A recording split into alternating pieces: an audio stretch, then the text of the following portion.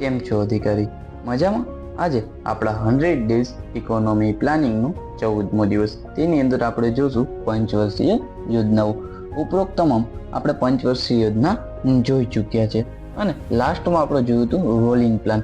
Rolling plan શું કામ લાંબા સમય સુધી ચાલી શક્યો નહીં, તેનું એકમાત્ર કારણ હતું કે જનતા દળની સરકાર સ્ટેબલ રહી શકી નહીં. ત્યારબાદ આવે છે છઠ્ઠી પંચવર્ષીય યોજના.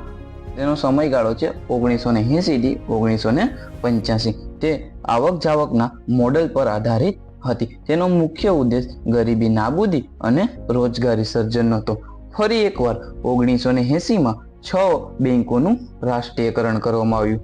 શિવરામન કમિટીની ભલામણથી નાબાર્ડની સ્થાપના કરવામાં આવી. 1982માં નાબાર્ડ કૃષિ ક્ષેત્રને મહત્વ આપવા માટેની સંસ્થા છે. ત્યારબાદ 1982માં એક્ઝિમ બેંકની સ્થાપના કરવામાં આવી. એક્ઝિમ બેંક આયાત નિકાસને મહત્વ આપવા માટેની એક સંસ્થા છે. ડીટી લાકડાવાળા કમિટીએ ગરીબી નિર્દેશાંક તૈયાર કર્યો. ગરીબી નિર્દેશાંક એટલે કે શું? તો ગ્રામીણ ક્ષેત્રની અંદર 2400 કેલેરી અને શહેરી ક્ષેત્રની અંદર 2100 કેલેરી, કે જે લોકોને એક દિવસની અંદર એટલી કેલેરી ના મળે તો તે ગરીબ કહેવાશે. સસ્તા અનાજની દુકાનો બંધ કરવામાં આવી.